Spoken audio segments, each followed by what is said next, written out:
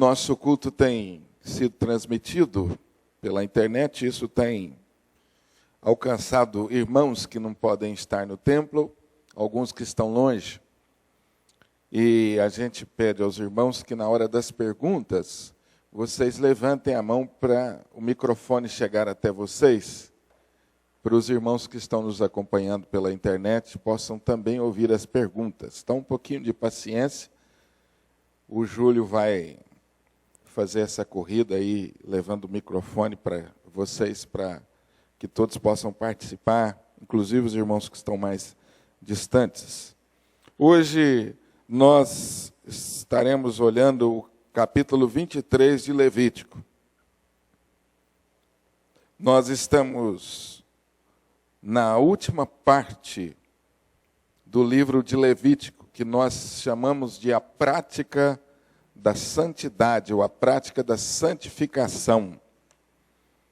A última parte do livro de Levítico, ele trata de questões muito práticas do dia a dia da vida do povo de Israel. Lembrando que esse povo é um povo que está a caminho, é um povo que está caminhando, é um povo que não tem ainda um lugar fixo.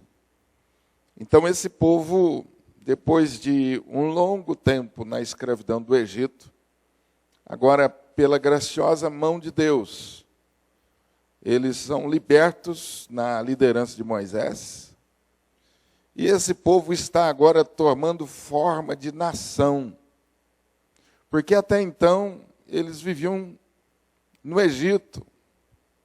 Embora preservassem coisas do povo de Israel, de nação, isso ainda não era uma coisa muito definida para eles. Mas agora eles estão aqui rumo à terra prometida, um sonho tão esperado, né, de ter lugar, espaço geográfico. E é necessário que eles recebam instruções muito claras de Deus para a sua vida. O Deus que livrou esse povo do Egito se revela a eles como um Deus santo e quer que esse povo também viva desta maneira, em santidade de vida. O livro do Levítico, todo o livro, ele trata exatamente desse aspecto, né? Do desejo de Deus, da vontade expressa de Deus, que o seu povo seja santo como ele é santo. Portanto, há muita coisa em Levítico que nós podemos aplicar para a nossa vida, porque nós também somos o povo de Deus, e Deus requer de nós esta vida santa, conforme tantos e tantos textos nós encontramos no Novo Testamento que Deus requer da igreja. E o nosso trabalho tem sido fazer essas aplicações, né? Algumas coisas no livro de Levítico são culturais, outras são princípios eternos para nós como igreja. E é isso que tem sido o nosso trabalho. E hoje nós vamos olhar para o capítulo 23 novamente nessa perspectiva. Você vai perceber que todo o capítulo 23 fala das festas de Israel, festas que Deus instituiu. E eu não vou ler o capítulo todo, porque é um capítulo muito longo. Mas nós vamos lendo, à medida que nós vamos avançando no estudo, vamos lendo e vamos fazendo os destaques. Eu vou ler o versículo 1 e versículo 2, para dar início a esse estudo. Disse o Senhor a Moisés: fala aos filhos de Israel e dize-lhes: as festas fixas do Senhor que proclamareis serão santas convocações. São estas as minhas festas. Então, a partir daí, você vai ver as festas que Deus instituiu, como deveriam ser celebradas, qual o significado destas festas para o povo de Israel. O que nós queremos destacar agora, inicialmente, é que Deus está dizendo aqui, são festas fixas, Ou seja, vocês vão celebrar festas semanalmente, mensalmente e anualmente, serão fixas. Segundo, serão santas convocações. São festas que tinham, sobretudo, propósito espiritual. São santas convocações, solenes convocações. Deus não está convocando o povo somente para uma festa de entretenimento. A reunião do povo de Deus precisava ficar muito clara, não era para entretenimento. Porque qual a ideia que vem a você quando falamos, vamos para uma festa? É entretenimento. Na nossa cultura, a festa tem apenas o sentido de entretenimento. E Deus está deixando claro aqui, olha, diferente das outras nações, o ajuntamento de vocês para celebração tem propósito espiritual também.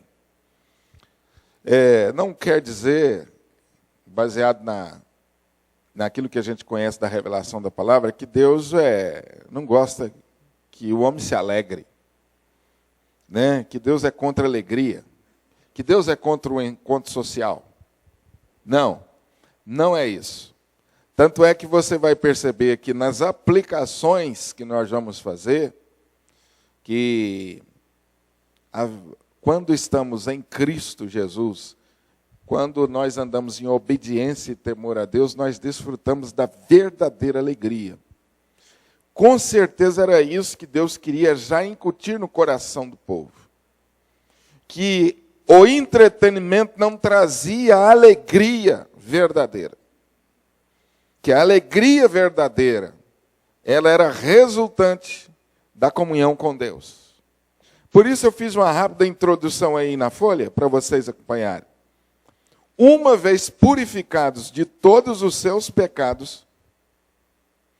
Por que eu estou colocando isso aqui? Porque anteriormente, o que nós vimos até aqui são as instruções para os sacrifícios, as instruções para o sacerdócio. E uma vez esses sacrifícios obedecidos, realizados, esse povo alcançaria o favor de Deus, portanto, o perdão dos seus pecados. Então, nós estamos aqui supondo que esse povo tenha já assimilado isso. Então, Deus agora diz aqui, olha, uma vez que você está em comunhão comigo, celebre. É festa. Uma vez que você está em comunhão comigo, eu me agrado da festa agora. Essa festa eu me agrado. É mais ou menos essa a ideia. Uma vez purificado de todos os seus pecados através da fé e da obediência à palavra de Deus, conforme receberam através de Moisés, agora deveriam participar com alegria das festividades estabelecidas por Deus. Vamos ver então aí em seguida o que Deus ordenou. Primeiro, versículo 3, Deus instituiu aí, ou reforça, na verdade, acerca do sábado. 6 dias trabalhareis, mas o 7º será o sábado do descanso solene. Santa convocação, nenhuma obra fareis. É sábado do Senhor em todas as vossas moradas. Essa foi a primeira recomendação, a primeira ordem de Deus. Qual é a ideia? O sábado representava o descanso dos cristãos no seu Deus. O termo sábado do descanso, Shabá, vem da palavra Sheibá, que significa cessar, descansar, chegar a um fim. Conforme indicado a observância do dia, pressupõe 6 dias de trabalho. O dia de descanso é ainda chamado do sábado do Senhor, isso é, determinado por Ele e dedicado a Ele. Sua origem está lá em Gênesis 2, capítulo 2, versículo 2 e 3, relacionado inicialmente ao dia da criação do mundo por Deus, colocando em uma posição indispensável nessa criação e torna a sua guarda um imperativo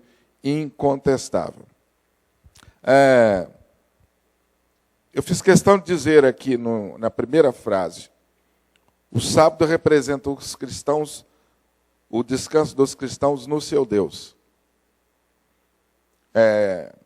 Não sei se Lucas, meu filho, lembra, nós estávamos conversando essa semana. Eu estava dizendo para ele, a ideia da guarda de um dia por semana para os cristãos hoje, eu penso que muitas vezes ela não tem um entendimento muito correto. Parece que com o tempo a gente foi perdendo esse sentido. Tirando o aspecto que às vezes se dá muito legalista da guarda do domingo, que esse é um aspecto fácil da gente perceber, eu acho que o que precisamos resgatar é o sentido do sábado.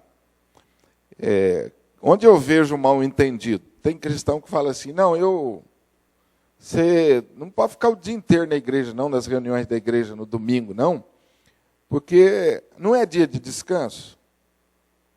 Então, já vi muita gente falar isso. Peraí, não é dia de descanso? Ficar em casa, aí. Eu estou fora da palavra. Se é para descansar, eu estou lá na igreja, ensaiando. Onde está a ideia errada? O descanso real, verdadeiro, ele parte da nossa relação espiritual com Deus. O cansaço nosso, o cansaço real e verdadeiro, mais profundo, é o cansaço espiritual. Ele é gerador de todos os estresses, de todas as crises. Quando você tem uma relação com Deus saudável, isso gera descanso, prazer, alegria. E o trabalho que você desenvolve na igreja nesse espírito, ele não é cansativo. Ele restaura e renova você interiormente. Amém? Eu consegui fazer entender? Então, essa ideia, não, eu vou ficar em casa dormindo. Pode ser que você dormiu o dia inteiro e acorde muito mais cansado. Por quê? Não houve o tratar espiritual que a igreja deve proporcionar. Agora, por outro lado, se você entende que o estar na igreja, envolvido nos trabalhos da igreja, é uma forma de compensação daquilo que você não conseguiu fazer durante a semana para Deus, aí você entra no legalismo. Entenderam, irmãos, o perigo o sábado, a visão do sábado, a ideia do sábado é uma bênção extraordinária. Nós precisamos de descanso. Deus está dizendo, você precisa descansar. É claro isso, fisicamente. Você precisa descansar, fisicamente. Deus não está ignorando o cansaço físico, menosprezando isso. Mas Ele está dizendo, olha, o principal, o mais importante, é esse descanso espiritual. É ele que gera todo o estresse. Tranquilo? Amém? Então, eu acho isso uma ideia que nós precisamos resgatar na igreja. Fugir do legalismo e da ideia da compensação. Eu não fiz nada para Deus durante a semana, então domingo eu fico o dia inteiro na igreja. Aí eu entro a segunda-feira assim, com a consciência tranquila. Está errado. Não, eu estou cansado e eu vou ficar em casa dormindo, descansando, porque Deus não quer sacrifício. O sacrifício é o seguinte, eu estou cansado do trabalho, então eu ainda vou na igreja? Não, isso é sacrifício. Já viram essas coisas? Então a gente tem que entender, esse esforço que você faz, mesmo cansado fisicamente, para se envolver nos trabalhos da igreja, no trabalho de evangelismo, ou seja, em qualquer dimensão do reino de Deus, esse esforço, ele não é um esforço compensatório, ou que visa você alcançar o favor de Deus. Como se você estivesse dando uma ajudazinha para Cristo lá na cruz. a carregar a cruz. A cruz é pesada, ele está levando por minha causa, então eu me esforço e pego um pouquinho da cruz para ele. Dessa forma eu ajudo ele. Entenderam a ideia errada? Vamos para frente.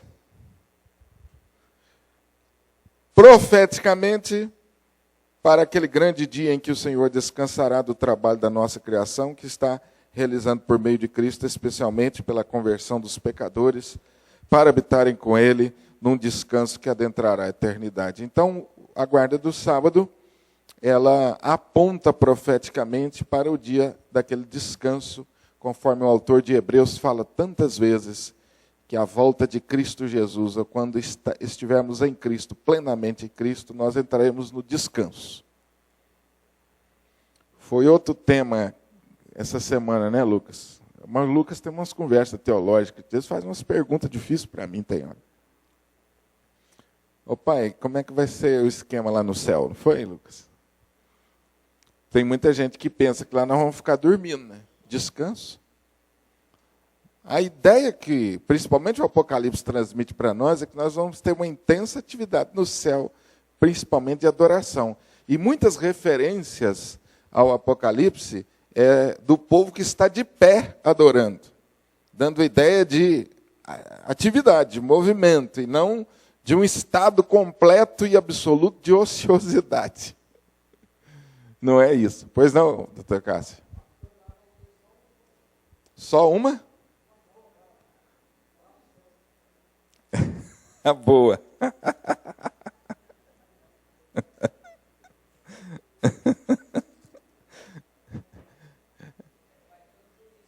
Vai ter só...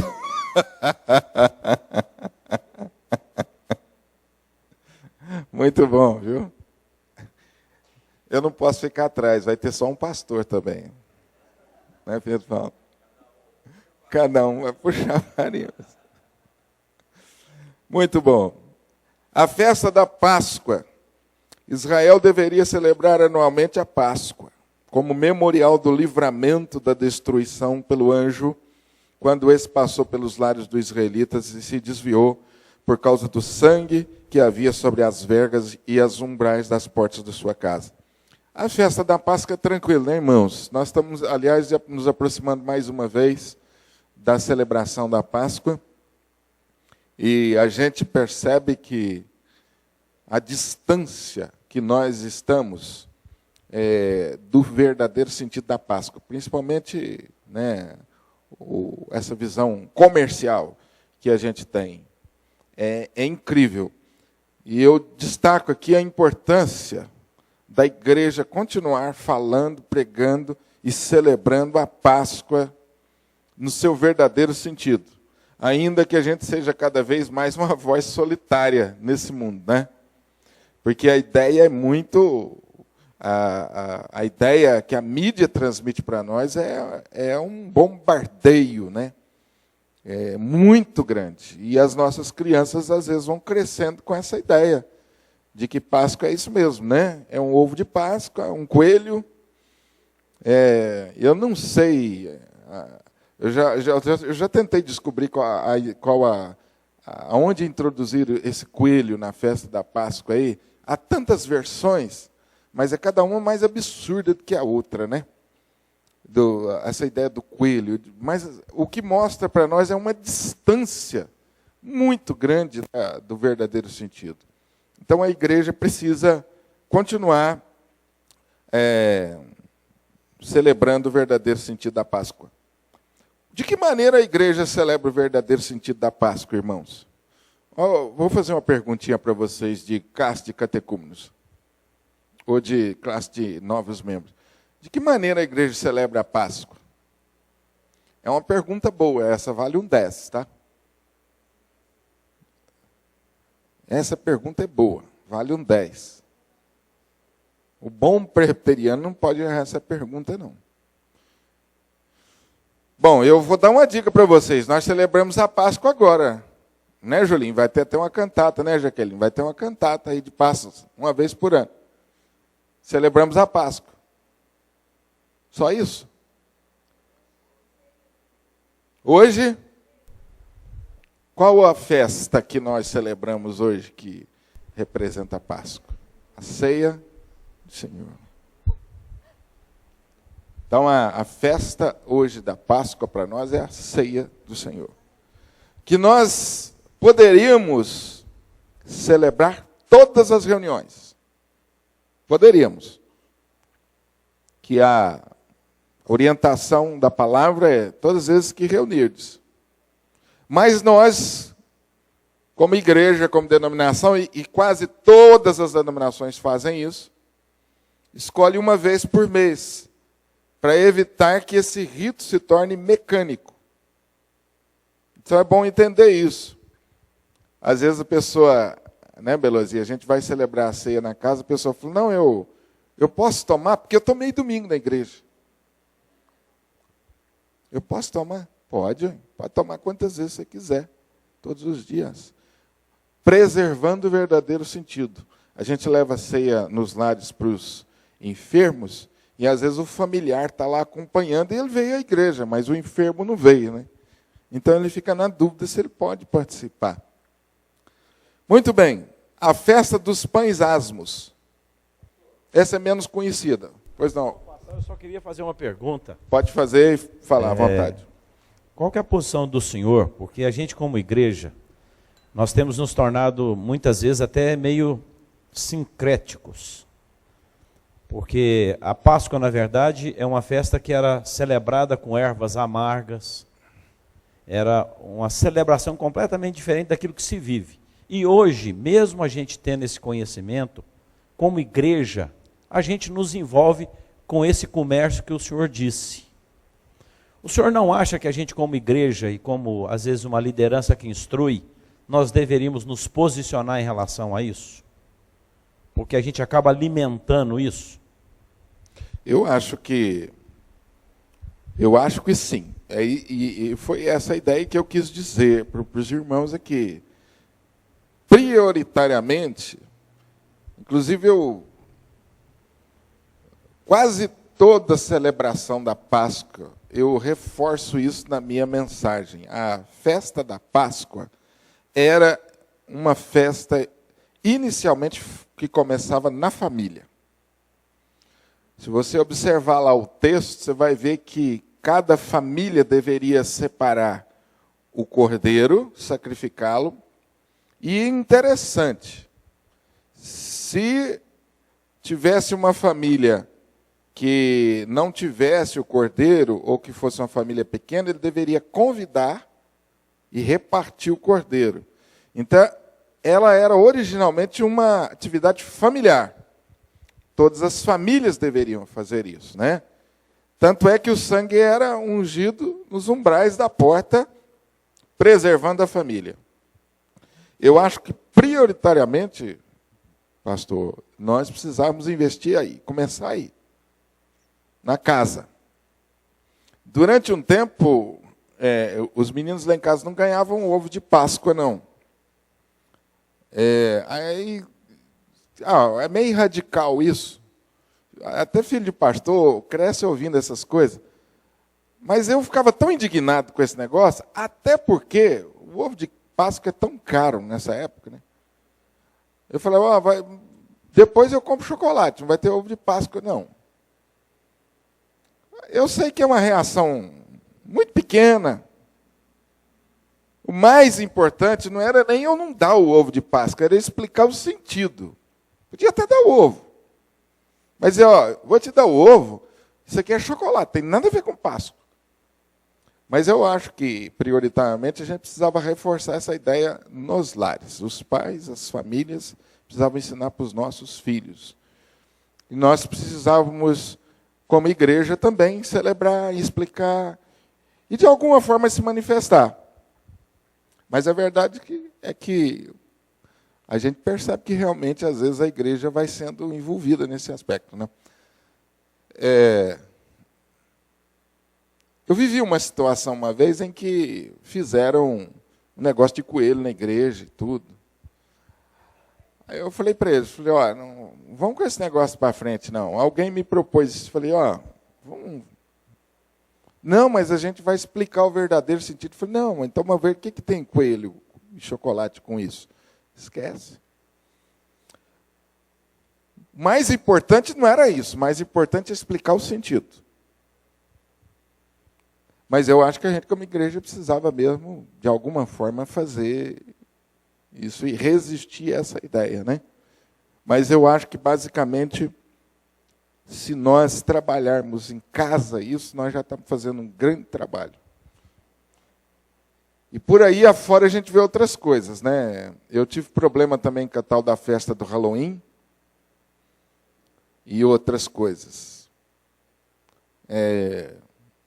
Eu lembro que hoje eu já não tenho esse problema mais, mas na época dos meus filhos na escola, nós fomos lá conversar com a diretora.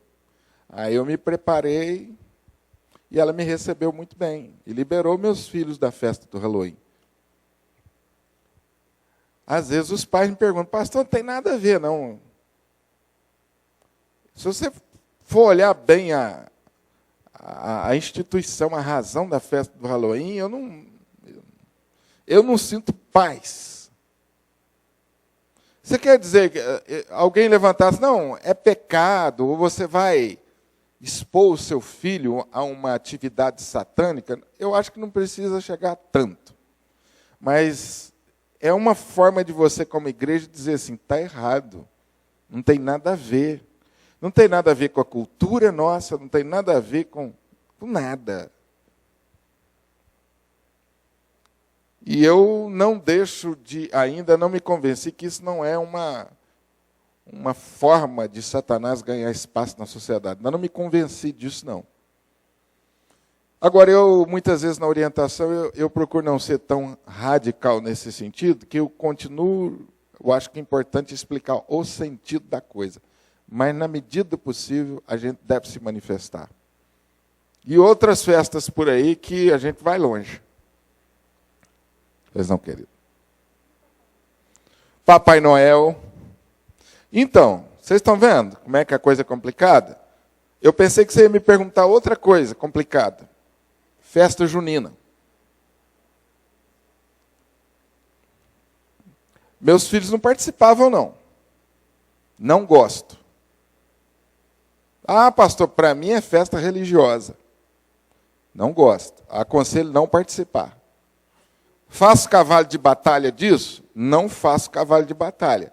Mas eu acho que se você puder resistir a isso e mostrar uma contracultura e criar um espaço para um testemunho, é excelente.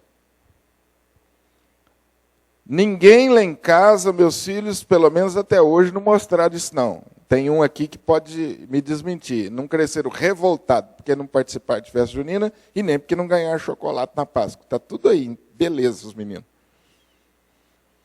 Saudáveis, não são revoltados, não viraram bandido. Tem gente que fala assim, não, mas se eu proibir meu filho, ele vai ficar revoltado. Já vi muita gente fazer assim. Os meninos da escola tudo faz. Os meus não ficaram revoltados, não. Papai Noel. Também, viu, cresceram lá em casa aprendendo que não tinha Papai Noel. Que Papai Noel era o bonitão aqui. Também ninguém cresceu revoltado. Agora, quer dizer que alguém vai deixar a fé, que alguém vai virar aí por causa do Papai Noel? Não. Mas eu acho que se a gente puder evitar, a gente deve evitar e explicar. Eu acho. Gente, se a gente for parar para pensar, nós estamos sendo massacrados, né? Porque pensa bem, tem hora que parece que a gente parece uma colônia. Aliás, na prática é uma colônia dos Estados Unidos, né? Colônia americana, né? Porque Halloween, Papai Noel, rena, neve. Gente, pensa bem, como nós... Agora, vai ver se os nossos irmãos americanos aceitam importação de cultura. Mas nós engolimos essas coisas, né? Engolimos, vão trazendo, é bonito, né? Está tudo num pacote só, né? Complicado, não é? Porque nós estamos, gente, dentro de uma cultura que é violenta nesse sentido. Ela massacra a família, massacra os filhos. Agora eu estou chegando à conclusão que das preocupações nossas, essa é a menor. Porque vem aí as cartilhas da escola que estão ensinando algumas coisas para os nossos filhos, que eu acho que agora, a partir, nós vamos esquecer essas festas. Que o negócio está ficando feio, né, gente? Está muito feio. O ataque contra os valores cristãos é violento. Nem vou falar cristãos, não. Vou falar valores bíblicos da palavra. Está violento. Das preocupações nossas é a menor. Você agora já tem que ensinar para o seu filho, né, que tem menino e menina. Quando que nós esperávamos que nós precisávamos ensinar para os nossos filhos isso? Não, meu filho, tem menino e menina mesmo. Você é menininho, viu? Repita comigo, eu sou menino. Todo dia antes de sair de casa. Eu sou menina. Né? Nós vamos ter que fazer isso com os nossos filhos. Porque lá fora, quando ele falar na escola que ele é menino, vai ter um punhado de gente que fala, poxa, o professor talvez vai falar para ele, que isso? Que educação é essa? Se quiser, você pode mudar. Você se sente bem desse jeito? Você pode mudar, né? Aqui nós vamos tratar você do jeito que você quer. Vamos para frente, que esse negócio é complicado, hein, gente? Deus me livre. Eu acho que quando for a época, a hora que a coisa estiver mais pegando, ou Jesus está voltando, eu já vou ter morrido. Porque quando a gente pensa no futuro disso, dá uma angústia, né? A nossa esperança está em Deus mesmo, porque é complicado, não é, gente? Está muito complicado nesse aspecto. E a minha visão escatológica, pastor Pedro Paulo, até no nosso curso de segunda-feira eu conversei sobre isso, minha visão escatológica é que a igreja vai passar pela grande tribulação. E que a grande tribulação faz parte do processo de Deus purificar a sua igreja para a volta de Jesus. Eu sou amilenista. E então eu acho que nós estamos vivendo pelo menos já sinais da grande tribulação. Isso faz parte. Ser crente de verdade e você ensinar os valores para o seu filho, para os seus filhos, hoje é um negócio cada vez mais muito desafiador. Não vai ser fácil. A perseguição não é física, é uma perseguição ideológica, não é? Então eu penso que nós já estamos vivendo esses momentos difíceis demais, em que você vai ter que ser muito corajoso para levantar essa bandeira desses valores. Vamos lá. Festa dos Pães Asmos. Essa é menos conhecida. Ela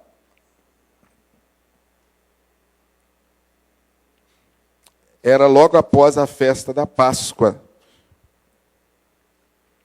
Pães asmos era os pães sem fermento. Fermento, não existia o fermento dos nossos dias.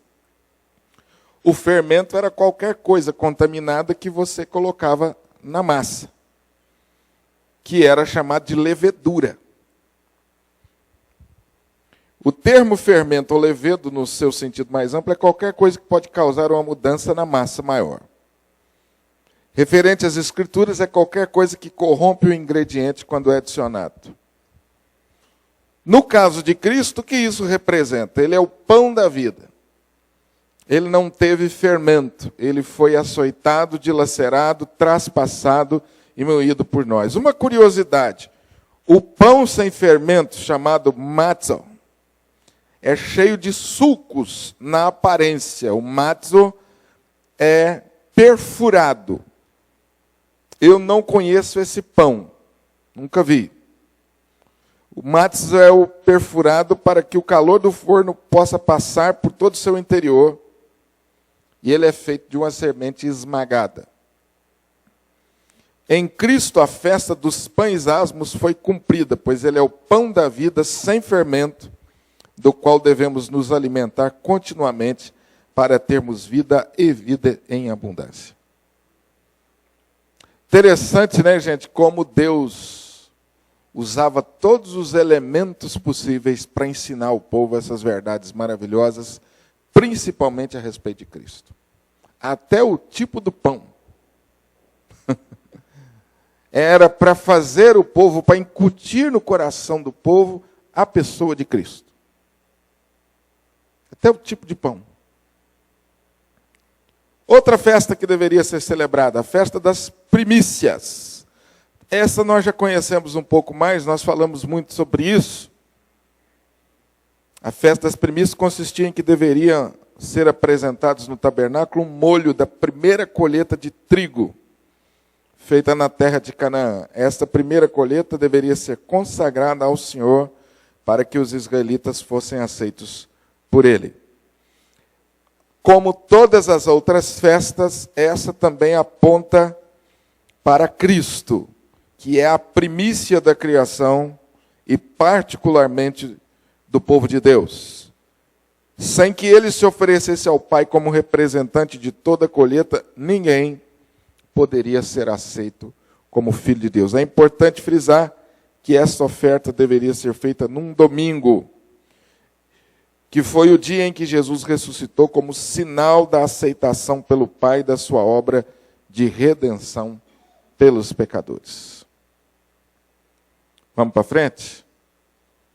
Como o assunto é longo, eu vou ter que correr um pouquinho, também para não ficar cansativo demais. Festa do Pentecoste, ou também chamada Festa das Semanas ou Cega dos Primeiros Frutos. 50 dias após a Páscoa, deveria ser celebrada a festa do Pentecoste.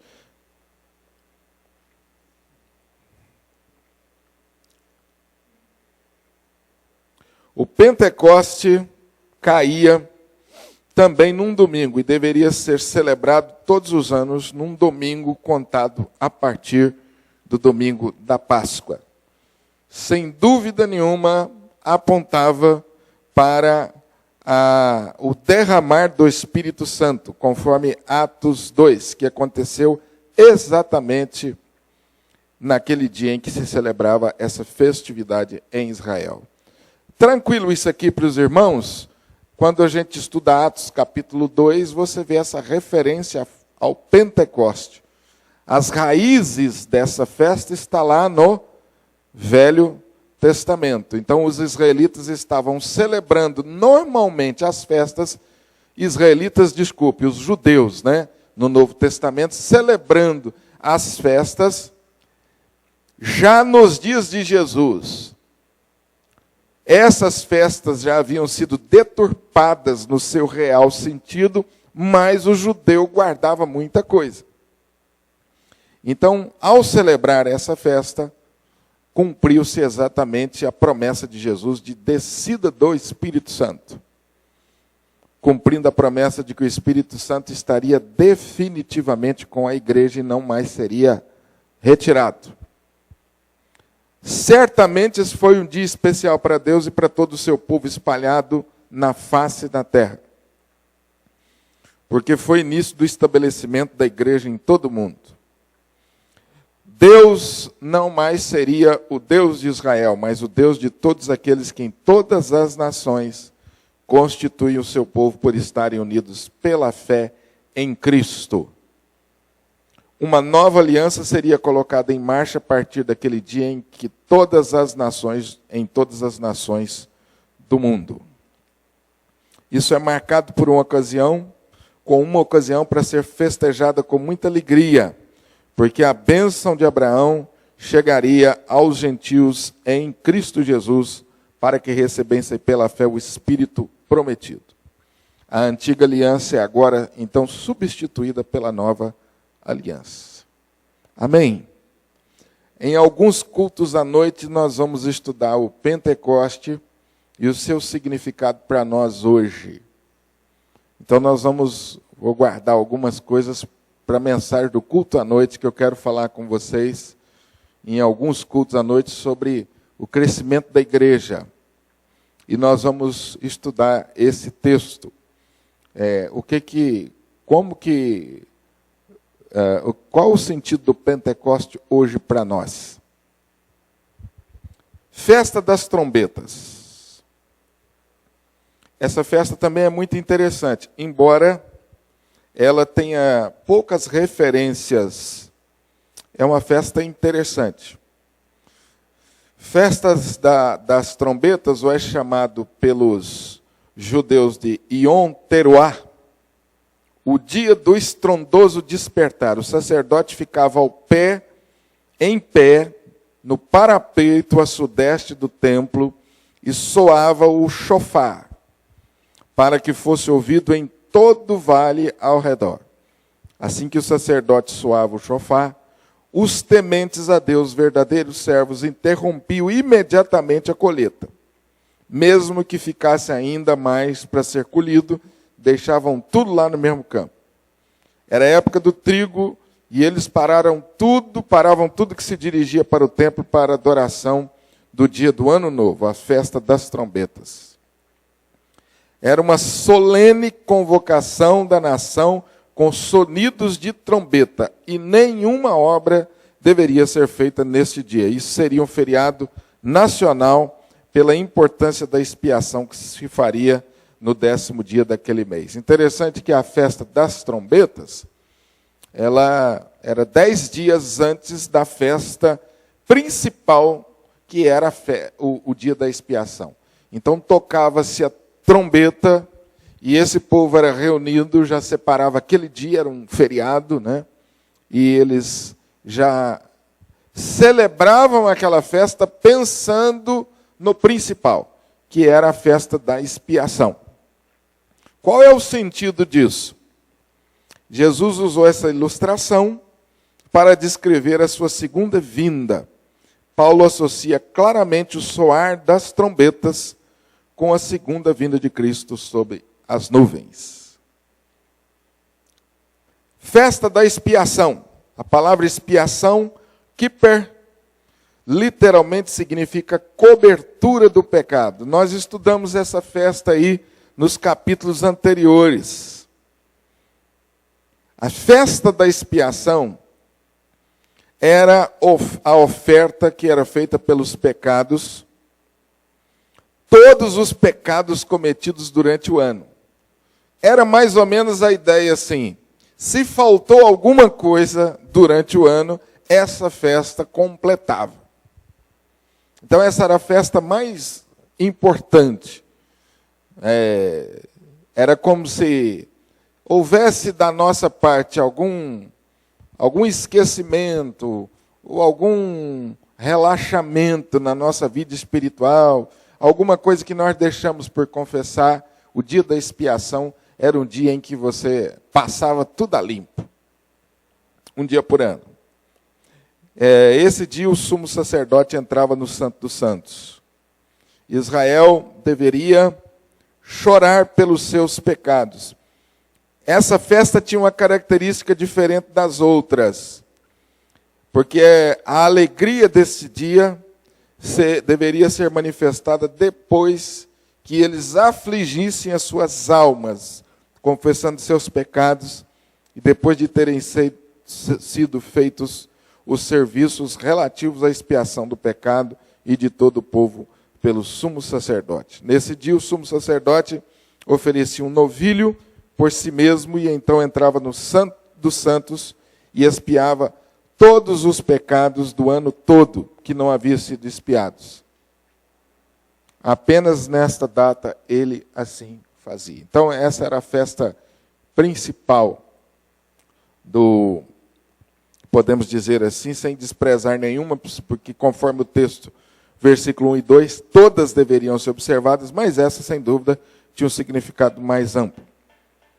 Festa dos tabernáculos, capítulo 23, versículo 33 a 44. Essa festa celebra a última colheita do ano, o 7º dia da festa dos tabernáculos. Foi chamado de Rosh Hashanah, que significa o dia da grande hosana. Assim como todos os dias os sacerdotes derramavam água no templo durante a festa dos tabernáculos, Jesus também se colocou no templo e declarou ser a verdadeira água da vida, a vida no Espírito que estava sendo derramada de dentro dele mesmo. Interessante essa festa aí, porque nesse dia o povo deveria habitar em tendas por 7 dias, para que eles recordassem a saída ou a libertação do Egito. Muito interessante essa festa. Vamos para a conclusão, que é o mais importante, a aplicação. Pois não, pastor? Estava esperando chegar mais para frente. O que eu acho interessante, que a maioria das igrejas hoje tem feito algumas celebrações e acham que as celebrações podem ser feitas de qualquer maneira. Os 2 primeiros versículos que o senhor leu, quando diz filho de Israel e fala da convocação, a palavra filho ali é ben no hebraico, e ali fala que é o seguinte, alguém que representa a família. Ele pode levar o pai, o avô, o bisavô, o súdito dele, que é o seu escravo. Não é uma festa para qualquer um. E hoje a gente vê em muitas igrejas, por exemplo, a Santa Ceia aberta para qualquer um. Então o texto é muito claro.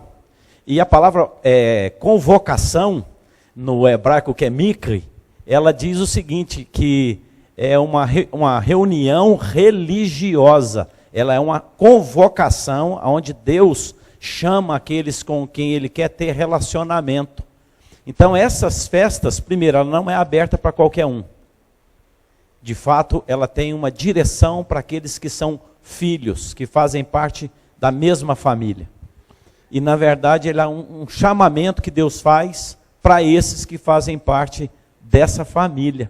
Então é só para quando a gente como igreja vê qualquer coisa que envolve a igreja sendo aberta para quem não é da família cristã, você pode abrir seu olho e tem alguma coisa errada. O texto no versículo 2, que eu li na abertura, diz, serão santas convocações. Só aí já mostra que a intenção de Deus era estreitar o relacionamento com os seus filhos. Eu fiz algumas observações aqui na conclusão e na aplicação que tem a ver com isso. As festas de Israel eram anúncios proféticos das coisas que se realizariam por meio de Cristo, especialmente em relação à igreja, e por isso designadas como santas convocações. Deixa eu falar uma coisa para vocês. Não sei se os irmãos estão informados disso, quantos têm acompanhado, mas há no nosso meio, por parte de muitas igrejas, uma tentativa de restaurar essas festas judaicas que eu acabei de mencionar aqui, incluí-las no calendário da igreja como festas celebradas pela igreja. Isso tem sido levado de forma tão radical que até as vestimentas, os paramentos, os instrumentos musicais têm sido usados nesse sentido, né? Tem igreja que tem o shofar, que toca o shofar na hora da adoração. E aí o linguajar da igreja é veterotestamentário, é Velho Testamento. Que às vezes a gente faz isso também um pouco. Né? A gente acaba fazendo um pouco disso sem ver. Né? Quando a gente chama os nossos cantores de levitas, de alguma forma nós estamos fazendo isso também.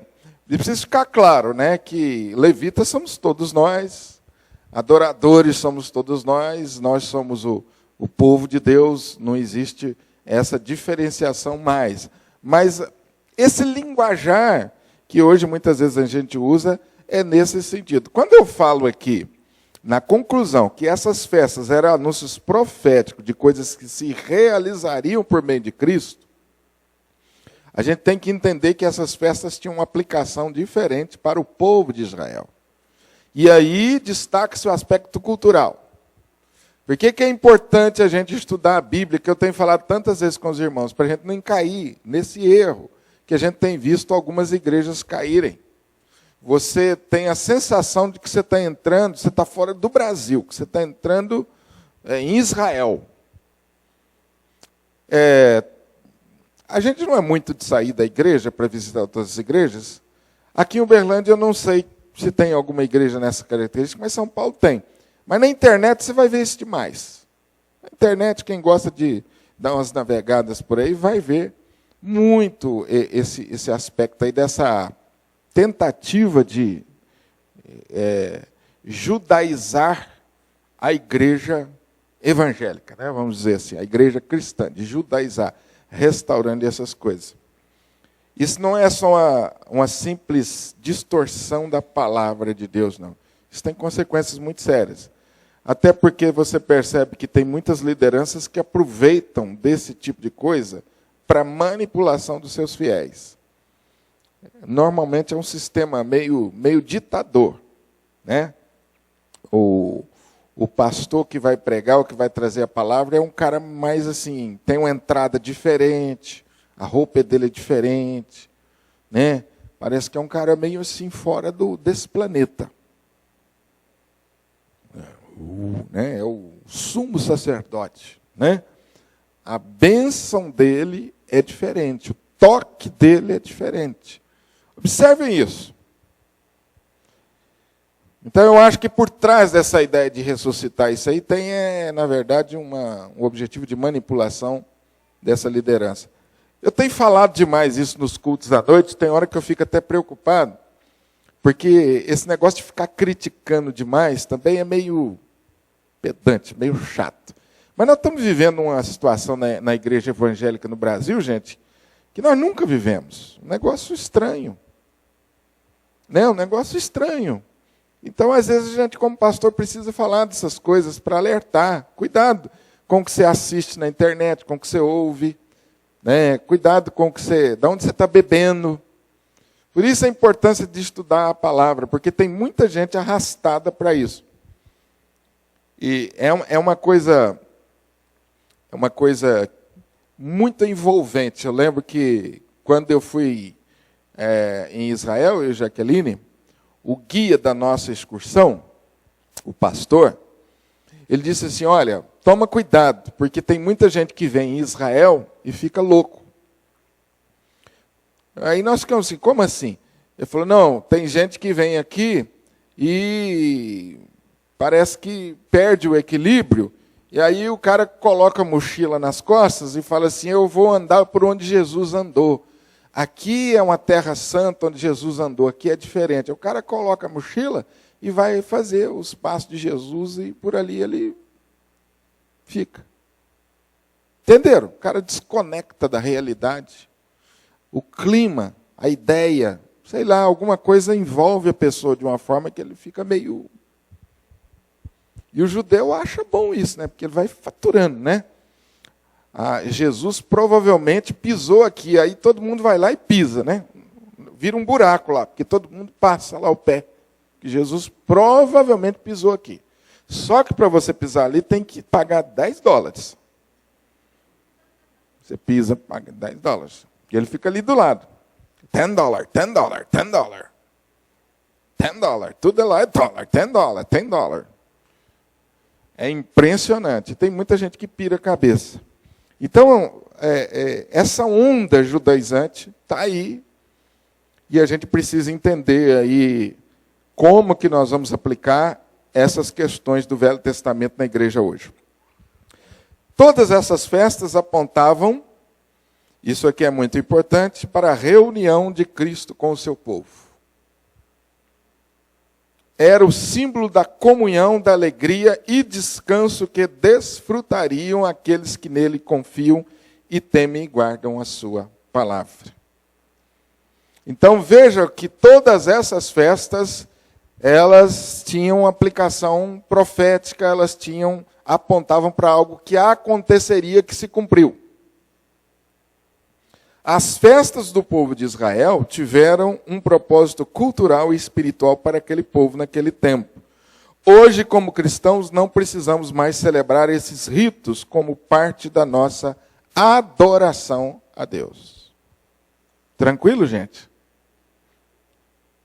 Essas festas foram instituídas não por mandamento carnal, para ser atendido pela carne, mas como mandamento espiritual, para que o ajuntamento solene de Israel fosse feito com fé e em santidade nas ocasiões festivas.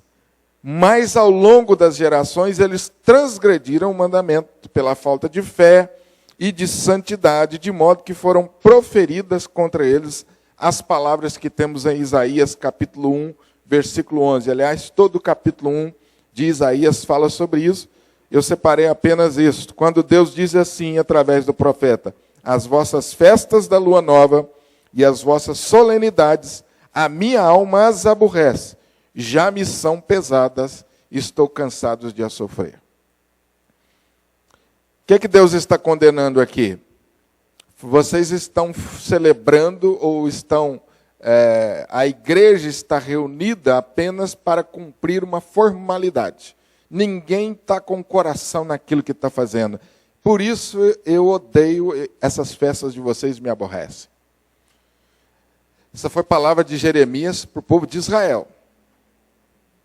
Vamos ver a aplicação disso para nós hoje. A semelhança de Israel, a igreja tem a base de toda a sua alegria na salvação operada por meio de Jesus, Cordeiro de Deus, o sacrifício eterno, e não nas suas próprias conquistas e realizações. A nossa alegria não está, ou a alegria da igreja, não está nas suas próprias conquistas, nem a minha pessoal, a minha alegria não está nas minhas próprias conquistas. Mas ela está no fato de que eu fui salvo por Jesus. É por isso que o crente é sempre alegre.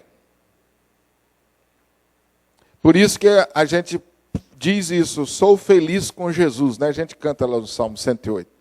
E infelizmente a gente só canta esse hino no ofício fúnebre. Mas é o hino que a gente deveria cantar sempre. Sou feliz com Jesus. Não é? Em qualquer circunstância. Como que você é feliz com Jesus se você está enterrando uma pessoa querida ou se você está num maior problema, numa crise? Porque a sua salvação não está nas circunstâncias, não está nas coisas e nem nas suas conquistas. Está em Cristo Jesus. Essa é uma das lições mais preciosas dessas festas para nós.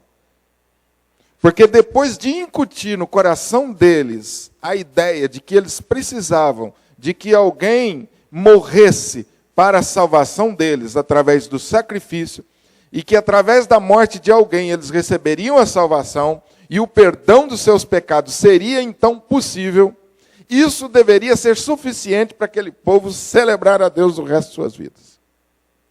Os irmãos entenderam aí? O que Deus vem fazendo em Levítico? Vem dizendo para ele, você é incapaz de se salvar. Você sem alguém para morrer no seu lugar, você está completamente perdido. Então a ideia de Levítico é isso, incutindo no povo a necessidade de um Salvador. E tudo apontava para a pessoa de Jesus. Então o Levítico, a ideia caminhava nesses dois sentidos. Primeiro, incutir no homem a incapacidade de ser salvo, mas ao mesmo tempo mostrar para ele que tinha esperança de salvação e de perdão de pecados através de Jesus. Então há dois sentimentos, o sentimento de tristeza pela incapacidade, mas ao mesmo tempo uma esperança. Porque tinha salvação por meio de Jesus e somente por meio de Jesus. Qualquer pecado seria perdoado por meio de Jesus. A festa da expiação era uma festa que celebrava isso. Você foi aceito por Deus porque alguém morreu por você. Ou porque alguém vai morrer por você. Você foi aceito por Deus. Não é porque você é bom. Não é porque você tem uma boa moral. Pelo contrário. Não há méritos. Então, essa realidade é que, uma vez assimilada, deveria gerar alegria, gratidão eterna no coração dos israelitas. Então, quando eu e você não tivermos nenhuma razão para sair de casa, para vir à igreja, para celebrar a Deus, para adorar a Deus, lembre-se disso. Eu tenho razão mais do que suficiente. Eu deveria, vamos usar uma linguagem assim mais radical, eu deveria estar no inferno. Meu lugar é o inferno, mas Deus me deu tudo, me deu a salvação, a vida eterna. Então, portanto, eu vou levantar e vou adorar a Deus, apesar das coisas não estar correndo tudo bem. Apesar das coisas não estão certinhas para mim. A conta no banco não está do jeito que eu queria, o relacionamento em casa não está muito legal. Porque tem muito crente que faz assim, né? Ah, as coisas não estão bem, não vou na igreja, não. Por que você não foi na igreja? Ah, o negócio lá não está muito bom em casa, não, pastor. Pô, mas se o negócio não está bom, aí que você tem que ir para a igreja mesmo. Vamos. Não, eu estou meio desanimado. Desanimado por quê? Porque o emprego não saiu, porque o dinheiro não bateu na conta na hora. Você está desanimado por causa disso? Espera aí. Começa a pensar. Começa a pensar naquilo que Deus fez na sua vida, e isso é suficiente para te tirar da cama e você viver feliz, alegre, ser grato a Deus e ainda falar de Jesus para as pessoas com entusiasmo. Essa é a ideia da festa. A partir daí, irmão, a vida é uma festa. E toda reunião da igreja é uma festa. Por que a reunião da igreja é uma festa, uma celebração? Porque eu venho com essa consciência e me uno a você. Aí essa reunião é uma festa. Não é uma reunião de derrotados. Mas também não é uma reunião de gente que vive iludida. Não, nós somos crentes e nós não temos problema. Nós somos crentes e nós não ficamos doentes. Isso aí é distorção. Não, nós sentimos, nós ficamos doentes, nós temos dor. Nós choramos quando alguém morre, mas a nossa alegria não está nessas coisas, não. Nós temos algo superior a isso, que nos motiva e que nos faz celebrar a Deus. O reverendo João gosta de, nos ofícios fúnebres, dizer o seguinte, falou, talvez vocês estranhem que a gente está cantando no ofício fúnebre, mas nós crentes somos assim, nós cantamos em qualquer hora. O último ofício fúnebre que eu celebrei com ele, ele falou isso. Nós vamos cantar, né, Júlio? O Júlio cantou, o Alisson cantou, todo mundo cantou. Né? Belosi estava, Jaqueline estava. E o reverendo João começou desse jeito. Falou, gente, talvez vocês estranhem a gente cantar, né? Está o povo chorando e nós lá, com aquela cara alegria alegre, cantando sobre Jesus. Eu falei, peraí, já vou explicar para vocês por que nós estamos. E foi interessante que nesse dia o reverendo João falou sobre o céu e o inferno lá, né, Belosi? Falou, existem dois caminhos, viu? O céu e o inferno. E nós estamos alegres porque nós estamos no céu, viu? É maravilhoso, né? Vamos lá. A obediência da palavra não pode ser um mero cumprimento formal e religioso por motivos carnais, e sim um ato de devoção sincero do coração regenerado por Deus. Então eu obedeço a palavra de Deus não por mera formalidade ou para alcançar o favor de Deus. A minha obediência é a resposta de gratidão a Deus pela salvação e ponto final. Não, eu não vou entregar meu dízimo, não, que o negócio está complicado para mim, está pesado. Mas se Deus me abençoar, eu vou começar a ser dizimista. Já viu assim? Não, eu estou fazendo um voto com Deus. Se o negócio lá em casa melhorar, eu vou passar a ser dizimista. Opa, peraí, não é assim o sentido. A obediência, como resultado da sua gratidão a Deus por tudo quanto Deus fez na sua vida, pela sustentação de Deus na sua vida.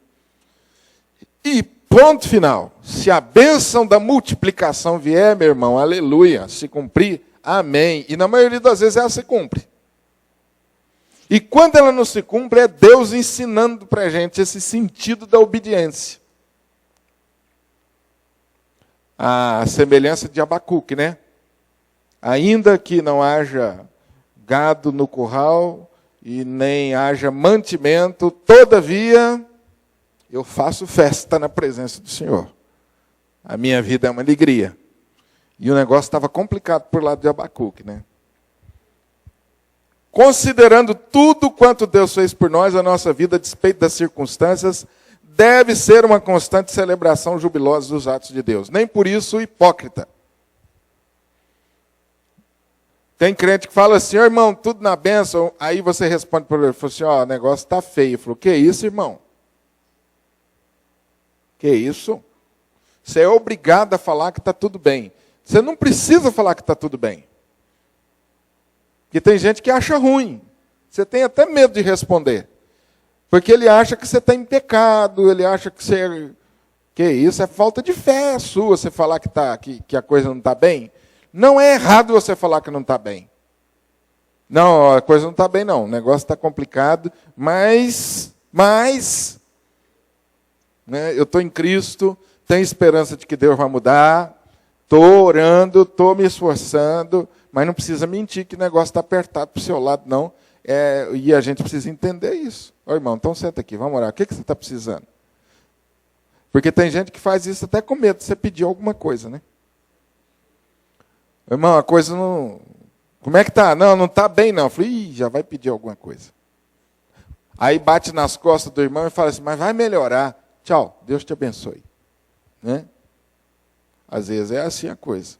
Então não tenha medo de dizer para alguém que está doendo, não, que está ruim, está difícil, mas que você está em Cristo e que você tem esperança de que aquilo tenha um propósito na sua vida. As celebrações da igreja devem ser feitas com fé na palavra de Deus e santidade de vida, a fim de que sejam agradáveis a Deus e bênção para as nossas vidas.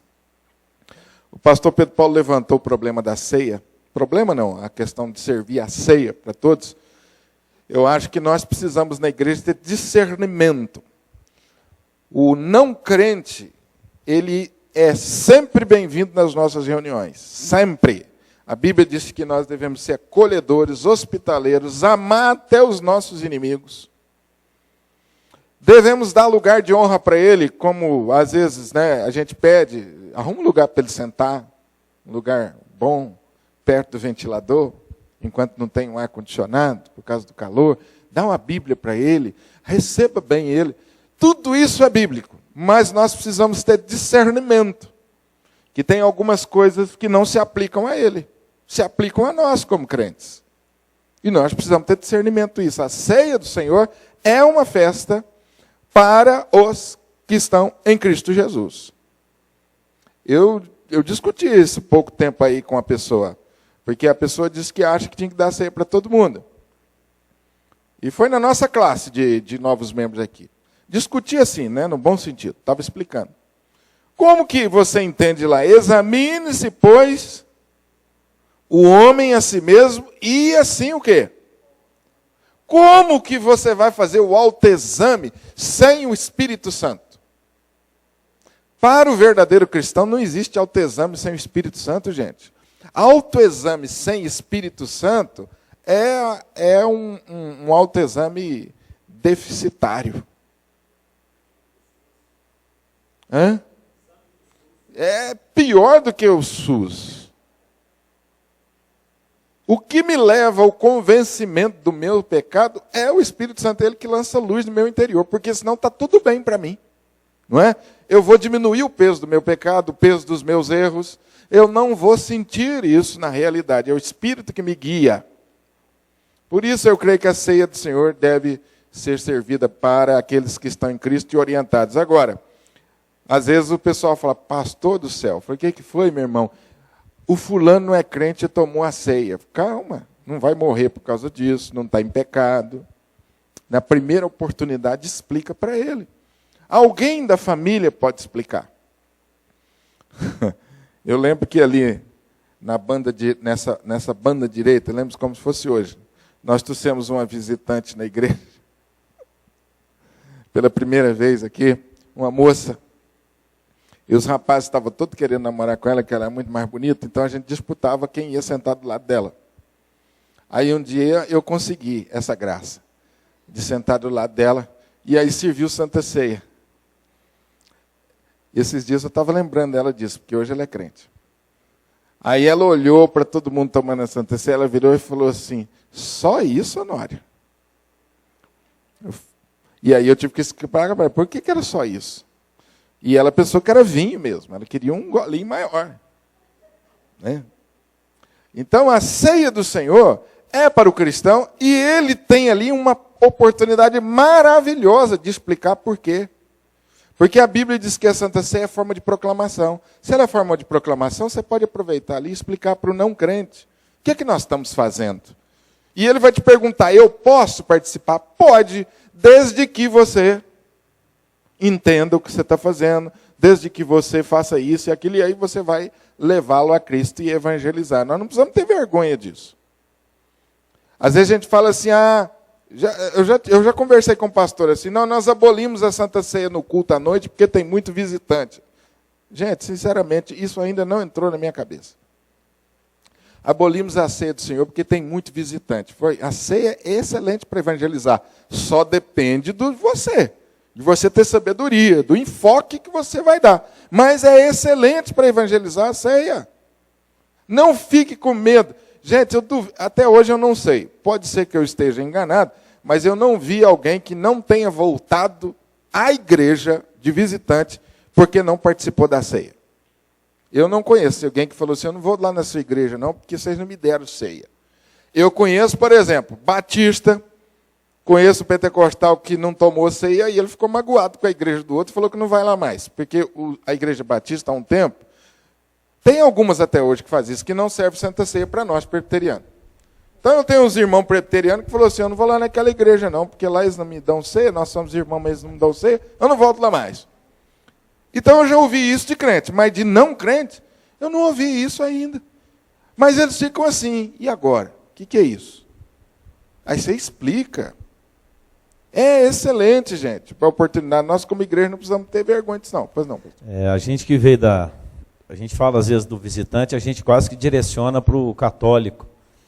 Nós que viemos da igreja católica e passamos o sacramento da Eucaristia, da primeira comunhão, lá também a gente é ensinado que se você não passou por aquilo ali, você não pode participar. Na verdade, é uma desculpa que às vezes a gente arruma. Mas se a gente, de fato, usasse a Santa Ceia como um instrumento de proclamação do Evangelho, muito pelo contrário, não só teríamos conversão, como as pessoas desejariam fazer parte. É o que eu penso. Para que aquilo fosse bênção para a vida deles. O que eu penso. Essa ideia, gente, eu espero que a gente tenha conseguido transmitir essa ideia dessas festividades todas do Velho Testamento. Elas nos ensinam isso. Agora, nós como cristãos não temos um dia para celebrar, nem 2, nem 3. Toda a nossa vida é festa. Toda a nossa vida é festa. Ah, vocês não celebram lá, o calendário de vocês não tem as festas judaicas ou isso ou aquilo. Espera aí. Na verdade, Páscoa deveria ser celebrada todas as reuniões. Bem como todos os sentidos dessas festas, todas aqui, em algum momento nós celebramos ela na nossa vida, nos nossos cultos. Nós lembramos dela. Então, tudo é festa para nós. E as festas também nos ensinam o cuidado com a formalidade. A não fazer do culto das nossas reuniões mera formalidade. Né? Cada ato de culto é um ato de adoração, uma expressão sincera de adoração. Eu não vou fazer por fazer. Amém?